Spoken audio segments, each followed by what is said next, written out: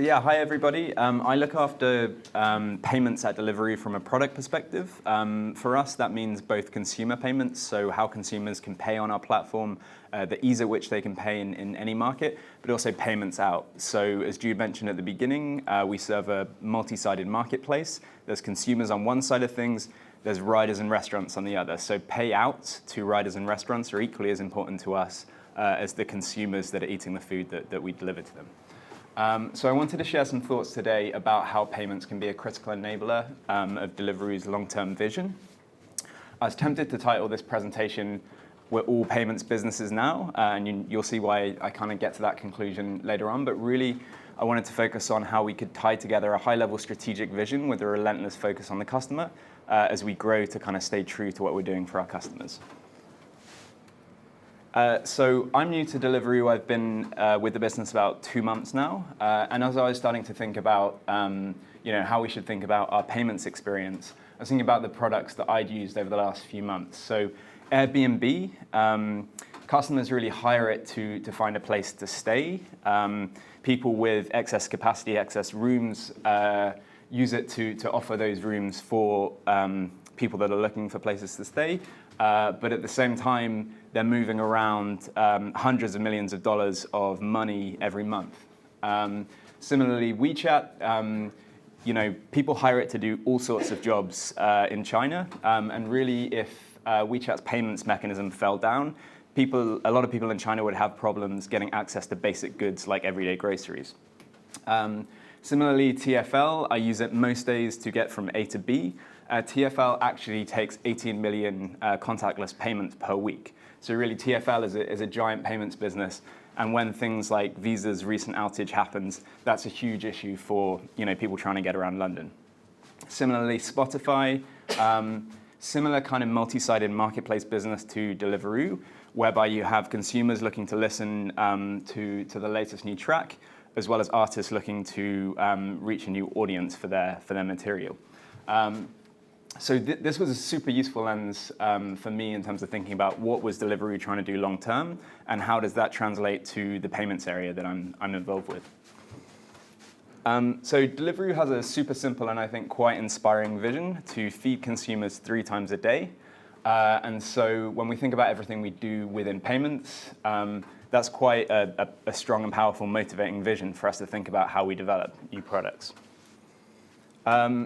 So I actually think of us having 4 sets of consumers. So you've got the consumer right at the top who is looking for great food.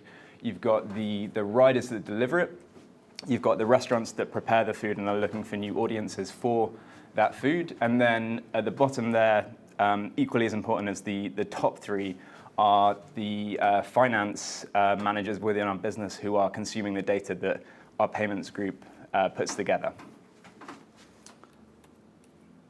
So how do we know what each of these customer groups wants? Well, we talk to them a lot, and we talk to them in every market Deliveroo operates in. So for our consumers, they're looking to seamlessly purchase food whenever they like, with whatever payment instrument they prefer to shop in, and for that to be a really stable experience. For our riders, they're looking for flexibility to achieve their goals, and they're looking on the payment side for stability and transparency in terms of how we pay them. For restaurants, it's similar. They want to extend their reach, they want reliable payments, and they want flexible payments.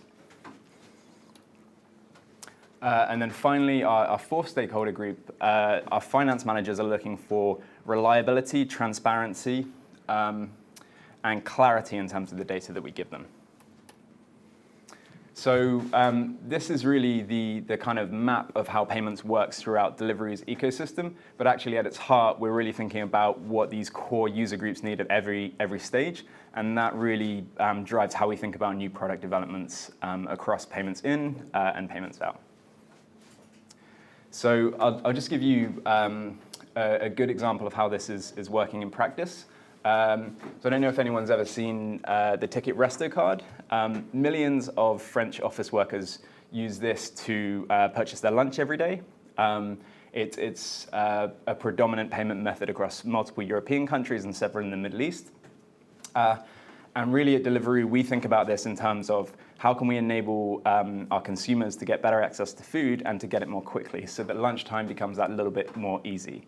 So we've launched a ticket resto proposition in France, and we're enabling consumers there to use this as a payment method.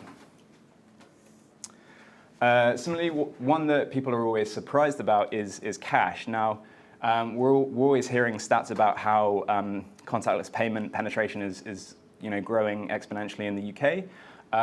But actually, in some regions, upwards of 40% of consumers prefer to pay for cash, particularly for takeaways using cash.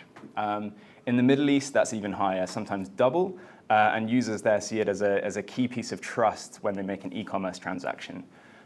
So we really bear in mind the pressing things that our users actually want, and then that translates into the roadmap of features that we build.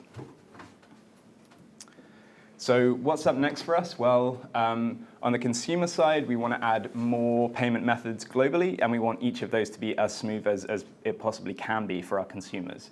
For the riders and restaurants, we want to offer more flexibility and reliability in payments. And for our finance folks, we want the data that we provide them with to be absolutely robust, for it to be immutable, and for it to be stable throughout the process. And so these really are the 4 pillars that are driving how we translate that high-level vision that we have in terms of serving consumers food 3 times a day with what our long-term roadmap looks like in the features that we ship.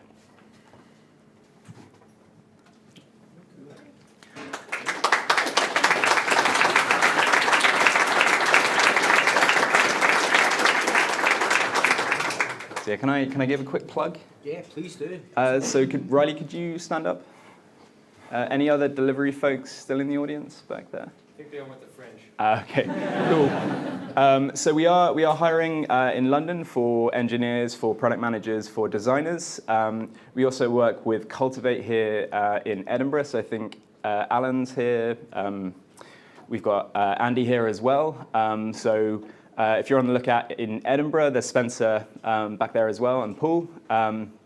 Then give any of these guys a shout. Fantastic. Cool. Great. Thank you, Tom.